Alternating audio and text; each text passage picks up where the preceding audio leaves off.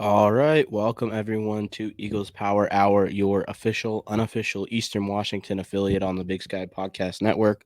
I am your host, Patrick Frakes, and we have some news. Eagles Power Hour is now brought to you by Walk On Apparel. Walk On Apparel. Go ahead and go grab yourself a t-shirt and use code EPH10 to get yourself 10% off of all Eastern Washington gear at Walk On Apparel. Walk On Apparel is awesome. They are founded by a fellow Big Sky Podcast Network contributor, Colby Peterson. He's a Weber State Weekly guy, but he kind of created this thing, and it's cool. It's a cool cause. You're supporting a small business. You're supporting Eagles Power Hour, and you're supporting Eastern Washington University because the university actually gets 10% of the profits made on all of these t-shirts gets sent to the actual university itself. So go check out Walk On Apparel. Go get yourself a cool Eastern t-shirt. I like wearing mine all the time. So I'm actually wearing mine right now. But unfortunately, you can't see that because I am on the road today. I'm back home as I was for the Monmouth preview a few weeks ago. Um, Hanging out, helping coach some high school football, but I don't have a good place to actually record with a proper setup. So we're mobile right now, holding the microphone in my hand, and I'm a little bit of a fidgeter. So I apologize if there's some rustling and stuff like that. But yeah, we're here. We're here to recap the Southeastern Louisiana loss and just kind of talk about the program as a whole right now. So quick producing in public.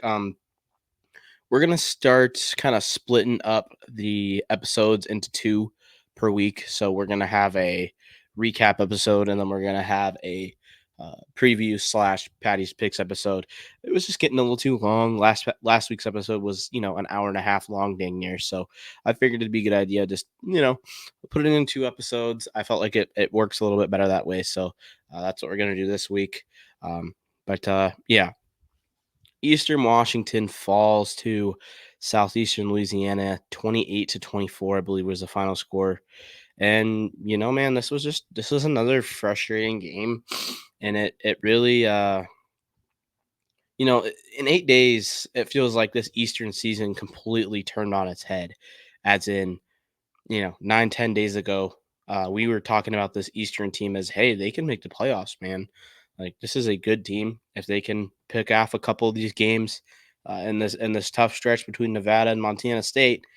They get a chance to go to the playoffs and go make some noise this year nationally, and they'll drop a game to Drake in a horrible performance, and now drop a game to Southeastern Louisiana where they just did not look sharp at all in this game. And it's really tough because now we're looking at this and we're like, hey, man, I I, I mean, I think most of Eastern Washington's fan base is at the point where I think it's time to move on from this coaching staff, and it's really brutal. But the expectations have absolutely gone down year after year after year since Coach Vest has taken over after that 2018 national championship run. It just feels like we've been on a steady decline, and now we're at the point where this season, if we're playing the way we've played the last 2 weeks, the season looks like it might be a 1-11 season, or a 2-10 season if we can't turn some things around. Which, I mean, I think this Eagle team has the talent to turn those things around. It's just honestly, man, it felt like we got a little bit out coached at Southeastern again.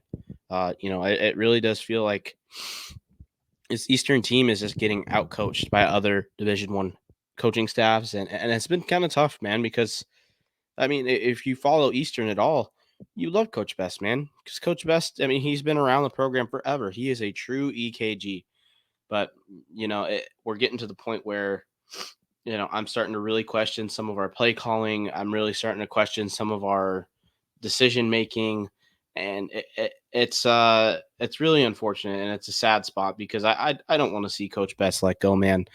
I want that guy to be leading the Eagles power, this Eastern Washington team, but I we're getting to that point unless things really, really take a hard 180-degree turn towards the other direction. But it's tough. Um, Hitting on a couple just quick individual box score things from the Southeastern game.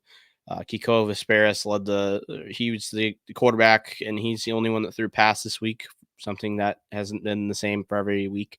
Um, Kiko, 21 for 28, 243 yards and a touchdown. He really has been one of the most efficient quarterbacks in the whole Big Sky this year, probably the most efficient in the whole Big Sky this year in terms of completion percentage. And he hasn't thrown a pick yet, man. I've been pretty, Kikoa struggles sometimes like pushing the ball down the field, but I don't know, man.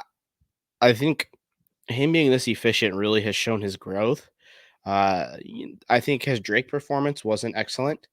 He missed a couple of big throws that he needed to make, but I don't know, man. I thought Kikoa played fine in this game. He missed a couple reads, but for the most part, I don't think this loss is on Kikoa.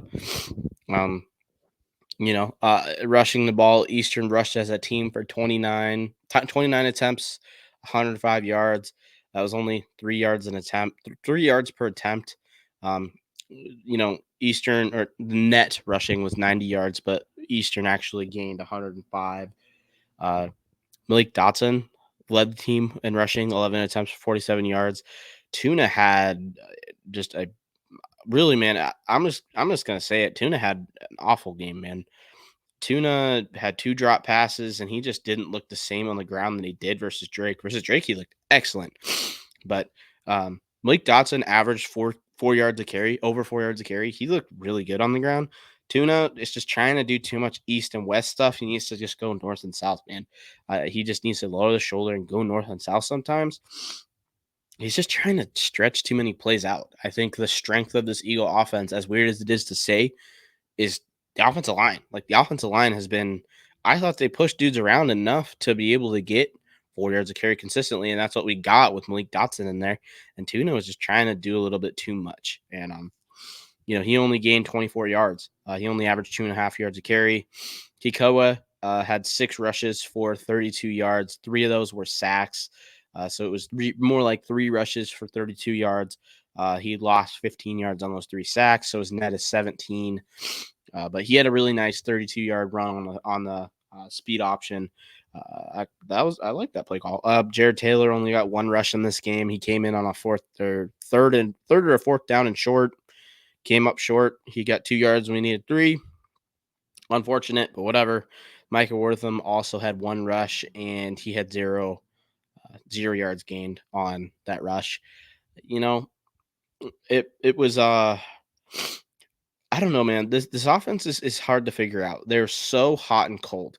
They will look like a very good offense one possession, and then the next possession, it's just 3 plays. You have the tempo going, and all of a sudden, it's a screen gets sniffed out, and then we have an incomplete pass, another incomplete pass, and all of a sudden it's turning the ball over, and now it's Southeastern football, and I really am curious what the time of possession battle was in this game because.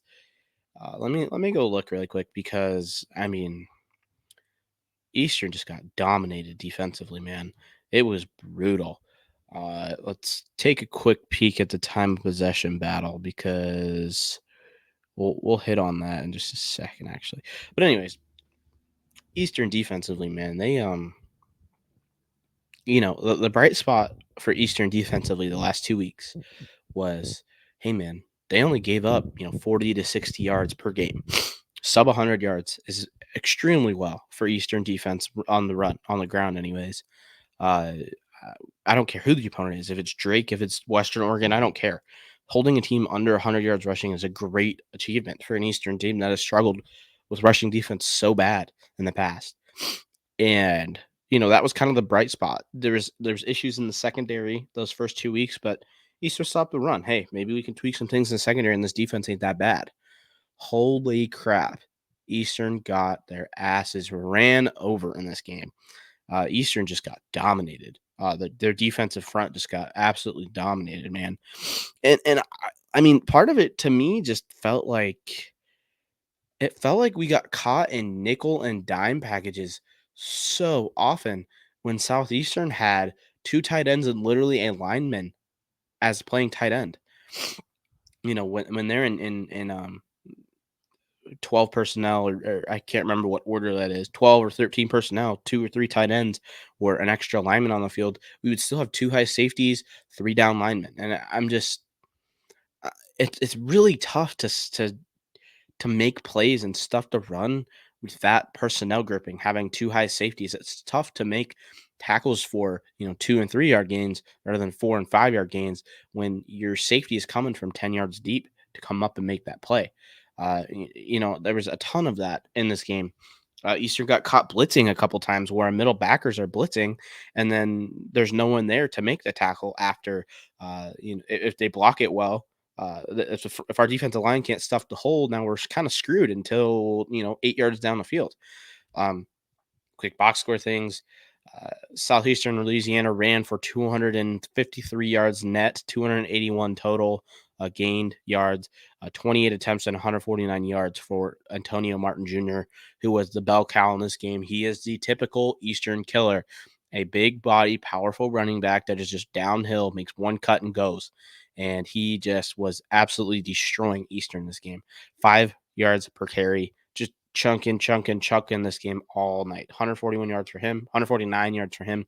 Harlan Dixon, who was Southeastern's leading rusher last year, had 9 carries for 93 yards, averaged 10 yards per carry and a touchdown, or 2 touchdowns, excuse me. He came in kind of later in the game and just broke off some giant chunks. He had a 35-yard run. He was electric, man. But it's just it's frustrating when this Eastern team showed so much promise. I mean, even last year, running up the middle wasn't necessarily a problem for Eastern. We just got absolutely dominated up front, and it's just a numbers game. We would only have 5 or 6 guys in the box against 7 blockers in the box, and it's just like uh, we really needed to just put more bodies in the box. In my opinion, I was pretty frustrated that we were still playing 2 high safeties 10 yards off the ball when we have been getting chunked for 5 yards of carry all game. When they literally have shown almost no ability to complete a pass down the field. The longest reception in this game for Southeastern was 17 yards. And I believe that 17-yard reception was a screen pass. Uh, you know, uh, Eli Sawyer, quarterback for Southeastern Louisiana, he was 12 for 21 with 72 yards and 2 touchdowns. I think the majority of those yards came from screen passes. He just did not look good down the field. Eastern's pass rush looked dang good in this game.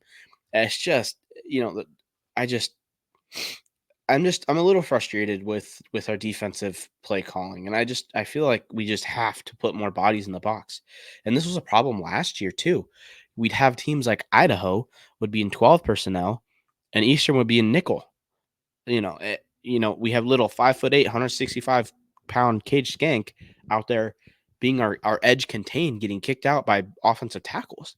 Like, it's just not a good. It doesn't feel like we're putting our guys in a good position to succeed sometimes, and it's frustrating. And even sometimes, like, we'll have a outside backer way out wide to keep contained. Correct? Well, he would lose contain constantly. I mean, Ben Voigtlander got burnt on the edge a couple times pretty bad in this game and just giving up chunk plays once again. And I just, you know, uh, credit to Southeastern's offensive line because they look dang good. Like, they pushed Eastern around and really blocked well. But I felt like there was definitely some things we could have done scheme wise defensively to really help ourselves out.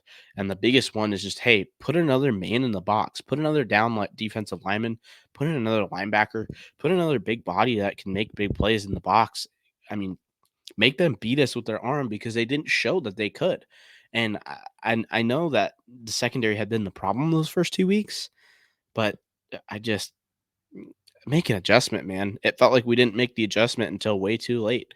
We were able to stuff them late at some points, but uh, man, I was pretty frustrated with that side of things.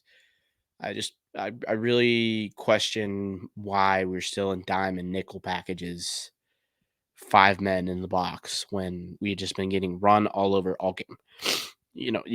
Even the announcers who were not very smart football guys, in my opinion, they were saying things that made no sense. And they were even like, Eastern has to put another man in the box here. They are just chunking runs. Even with the sacks included in Southeastern's rushing total, they still rush for 5 yards a carry. It's just really tough, really tough. Uh, it definitely doesn't make me optimistic about Eastern's run defense and Eastern's chances against teams like Montana State and Montana and Idaho that all just want to run the ball. And even Davis and Sac State are both kind of run first teams now with their personnel groupings and stuff. So uh hey man, it's going to be a long road ahead if we can't turn some things around defensively. And you know, I mean, Eastern got ran all over defensively, but I mean, they only gave up 28 points. And if you're Eastern, you got to kind of hope that only giving up 28 points is enough for your offense, who's supposed to be one of the best in the country, to get this thing done. I think, I think Eastern has to score 30 points to win games. I think that's about where we're at right now. And Eastern's offense just hasn't been clicking on that level ever since the Drake game. And it's been tough to get Chisholm one-on-one matchups, which is, I mean, it's tough to get that guy one-on-one matchups now. He's going to be getting a lot of attention from defensive secondaries, but man, we just could not get anything going. And I felt like, particularly in the second half, we just could not get anything going. Credit to Southeastern because they were really able to, make really shorten this game in the second half. But I mean, Eastern only had, let me count this 1, 2, 3, 4, 5, 6, 7, 8, 9, 10, 11 possessions in this whole game, only 4 in the second half. And those 4 possessions in the second half, Eastern drove 11 plays, 53 yards, ended that drive in a field goal. Okay, cool. Then we had a 7-play, 8-yard drive that ended with a turnover and turnover on downs. Then we had a 3 and out, and then we turned the ball over on downs again. Yeah, and that last one, I mean, that was situationally you had to go for it. We're down 4 with 4 minutes left or so. You needed to go for it. You can't just kick the field goal and go down 1. But Eastern's just, they got to put up 6 points on the board more than 3 times a game to be able to win games this year. That's just how it has to be. I do want to throw in a caveat that Eastern's team was dealing with some illness and some injuries. Everyone's dealing with injuries, but the illness is definitely something that sucks. I mean, a lot of guys had stomach flu. I know we had a couple offensive linemen, or at least one offensive lineman struggling with that. We had a couple defensive linemen struggling with that. I know Brock Harrison mentioned it. Starting guard actually ended up leaving the game. He was feeling so crappy, and ever since he left the game, pass protection became a little bit spottier. And it's Eastern was out 2 starting offensive linemen that typically start games that I think give Eastern the best chance to win. And Brendan Rivera and uh, Dylan Connor, they both start typically on the right side, and they were both. I mean, Brendan played a little bit of the first half and then left. He was dealing with stomach bug. Then Dylan Connor, it sounds like he has a little bit of a issue. I don't know if it's an injury issue or what, but he's going to be out for a few weeks. And so it's tough. You got some backup linemen in there who are absolutely capable players, and Noah Stewart and Matthew Hewa-Battigate, who actually I thought played a decent game. But it's just it's tough, man. It just felt like Eastern couldn't establish the run like we know that they can. I feel like Eastern should have. Tuna didn't play great, and I felt like Eastern should have gone to Malik Dotson more and just ran the ball for 4 yards a chunk. I mean, he consistently was getting 4 or 5 yards a carry. He with his downhill running style, and I mean this offensive line was getting pushed, especially in the first half. They're getting pushed. The Southeastern front isn't that great. We're getting pushed. We're able to run the ball. It's just, I don't know. We got behind the sticks a lot, got into situations where we couldn't run the ball. And I mean, it, it really is tough, man. I wasn't a big fan of some of the play calling in the second half, which I know play calling is the biggest, most annoying thing to hear fans complain about, because it's like, hey, like, you do it then, dude. you know. But I was pretty frustrated with a little bit of the play calling. I felt like we could have ran the ball with Malik Dotson more and gotten ourselves in better situations early and downs. I feel like a lot of those I mean, Eastern had one, two, three, four, five 3-and-outs in this game. It's just we can't be. It's really tough to survive doing that. It's tough to with Eastern style of play when it comes to just a team makeup. This is a team that has to score points. The defense is not going to be a great, just all encompassing brick wall defense. So we need to score points, and it just they're just inconsistent, man. And it's really tough because I think Eastern has some of the best talent offensively in the country. You have Ashton Chisholm, an All-American receiver. You have a guy like Nolan Ulm who didn't play in this game, which is, I mean, another key injury, but he a talented player. You have Miles Williams, another very talented receiver that hasn't quite gotten the run that he was expecting. Then you have someone like, I mean, Noah Cronquist played a really good game in this one. I believe he might have led Eastern in receiving. Let me check really quick. Receiving, Chisholm led the team in receiving, 7 catches, 83 yards. He had a ridiculous catch in this game. Shout out to him, man. He had a ridiculous All-American looking catch, one-handed grab, crazy. Noah Cronquist was our second leading receiver, 4 receptions for 71 yards. He caught a bomb by Kikoa. And this is like one of my frustrations is like, dude, just let Kikoa rip the ball. I feel like he gets a little pigeonholed by this offensive style, similar to how Weber State kind of pigeonholes Richie Munoz. And like, it feels like 90% of the throws they let him throw are just screens. Like, it feels like they don't quite give him a chance to push the ball down the field very often, which, I mean, I think we can if we just get the run game going a little bit better. But it's whatever.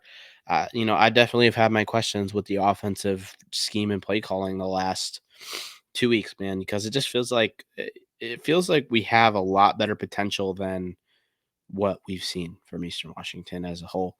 Miles Williams had 5 catches, 41 yards. Dotson had 1 screen catch that he caught for 18. Wortham had 2 catches for 16 yards. I felt that Wortham and I felt like Wortham was a little underused in the sense that like he only touched the ball 3 times in this game. I would like to see them hand the ball to him every once in a while, throw the ball to him every once in a while. I think in the screen game, I think Wortham is a great asset in the screen game, just because his play style I think works a little bit better at the screen game than I don't know. I don't know about throwing screens to a guy like Tuna Alta here is the best idea. More of a running back rather than a shifty guy. I would love to see Mike Wortham use the screen game more and just give him a jet sweep every once in a while and end around something like that. Um, but we haven't seen that. Uh, let's see. Also here had a catch for 7 yards. JP Murphy had a catch for 7 yards. Jet Carpenter had a drop, I think. I don't know. Offensively, I was a little upset with just generally some of the just decision making, play calling, stuff like that. Let's see. A couple defensive stats. Derek Ganter and Amani Williams both had 8 tackles total. Sack. We had half a sack for Amani Williams, a sack for Tylen Jackson, half a sack for Isaiah Perez. Let's see. Couple TFLs, 1.5 TFLs for Brock Harrison, 1.5 TFLs for Tylen Jackson. I mean, this Eastern run defense got ran all over, but they made some big plays when they needed to.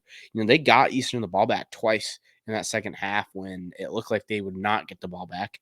It looked like Southeastern would just run right back down the field, and they got a nice 4th down stop. Got Eastern the ball back with momentum to go and score and go take the lead, man. Eastern's down 4. They get the ball back with like 3 or 4 minutes left, and Eastern just wasn't quite able to. It just weren't clicking offensively, man. Which is tough. But I mean, the bright side of this is, hey, if Eastern's offense is playing like kind of crap, they're still in these games. but it's just they're in these games with teams that are not good, that are teams that we should be smoking in Drake and Southeastern Louisiana. And Kyler said this on the national show that he does, the FCS Fans Nation podcast. He just, the talent difference is so apparent, dude. Like there's tons of talented players on that Southeastern defense, especially. But that Southeastern team has talent, but they're not Big Sky talent. It's not like Eastern has the bigger players, the stronger players, and the more athletic players, uh, and they just got out schemed, out coached, and they got outplayed, in my opinion. And that's kind of how it was. I think he got outplayed by a worse team, and at that point, I mean, now Eastern looks like one of the worst teams in the Big Sky. Like point blank, seriously, I've been pretty disappointed the last 2 weeks. Pretty uninspiring performances, and things are looking a little bleak for this coaching staff, man.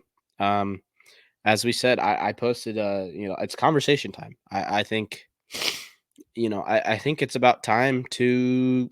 I think it's about time for a fresh start for this Eastern program, and that's really tough to say, man, because I've said it time and time again. I love Coach Best. I love Coach Chapin. I love Coach Sanders. They're all great dudes, great people, great dudes. But the results just haven't been there, and it might be time. I think at the end of this season, absolutely, it's time to move in a new direction unless things really, really dramatically turn around.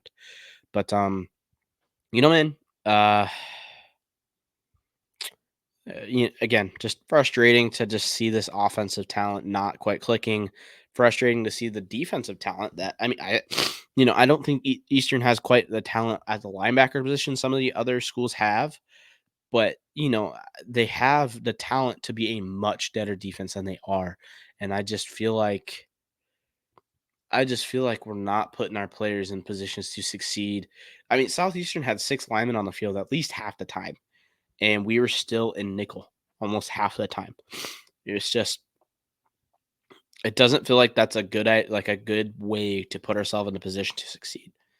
Uh, and I mean, I'm just not a huge believer in the scheme that Coach Sanders runs when it comes to stuff on the run. It's tough. It's really hard to stuff the run with that really exotic, crazy motion, or not crazy motion, crazy blitzing and weird responsibilities. You're giving them different fronts every play. I mean, sometimes I want to see him run some base defense, and with the defense that they're running, it's kind of designed to take away the edges and make them run up the middle. But our backers are just getting blocked up the middle, and so I don't know, man. It's tough to say there's an easy solution to the defense, but I think our solution is just we need to put more in the box. We need to trust our guys in the back end to make plays. And I think Gene Wells is a guy you can trust to make plays. And man, Zion Jones looks like a guy that we might be able to trust to make plays in the back end. He had a good game at corner, the redshirt freshman. Pretty excited about him. Him, Jonathan Landry, and oh man, who's the other? There's another freshman, redshirt freshman DB that plays corner or safety. That those three look like a trio that could be one of the better trios in the Big Sky in a couple of years here. But man, times are a little tough in Cheney, but this is still a proud program, man. This is a team that they're going to play hard. There's a reason that players stick around here, even though things don't look good on the football side of things. And so, um, yeah, man, just it's a tough year this year, another tough year. But this is the last year Coach Best contract. They might let him kind of sail off into the sunset and move on, start a new era in Cheney. That's kind of where it feels like we're headed right now. But hey man, I still think Eastern has a chance to turn things around to an extent, enough to give us a little bit of promise for the future. But yeah, this kind of was the year that Coach Best needed these games to turn around. The one possession games. Last year we were what 2-8 or 2-4, I think it was in one possession games. We're already 0-2, so it's tough, man. It's really tough. I feel bad for some of these kids I mean, Kakoa and Chisholm, like these guys are so talented, and it just feels like they're not being put in the best position that they possibly could to succeed a little bit, and it's kind of tough, man. I really wish that those guys could have a better year, especially if this is the last year of Coach Best's tenure at Eastern. I really wish that those guys had, especially Chiz, man. He's true EKG. He's an EG. I really wish we could have sent that guy off with a better season. But that's just how it feels right now. That's a little bit of the emotion side of things. You know, looking forward to Nevada. Nevada should be. I don't think they out talent Eastern by any means. I don't think they do at all. But they do have a good coach. They're a better team than they were last year. Last year, Idaho smoked them. They were horrible last year. But this year, they have a little bit of talent. They have a decent team. They played a couple of good teams in the FBS pretty close. So uh, by for sure a winnable game for Eastern Washington. We'll preview that hopefully Thursday is when I'm shooting to get that episode out. But we will see. We'll see if we can get a guest on there that knows Nevada football a little better than me. But anyways, guys, I think that's it for me. Again, go check out Walk On Apparel. Use code EPH10 EPH10 to get 10% off of all Eastern Washington gear on Walk On Apparel's website. They will be linked down below. I'm hoping to add a little card up in the top right corner of your screen as well if you're on YouTube. But go check out the shirts. They have cool shirts. And it's a good cause, supporting a small business, supporting Eagles Power Hour, and supporting the university, as a whole. So, or the Eastern Washington's athletic fund, anyways. But yeah, that's all we got for the Southeastern recap. Season's looking a little bleak right now, but man, we just got to keep watching, keep hoping, and keep hoping these guys can turn around because I think they have the talent to do so. So, thanks you guys for watching, and go Eagles.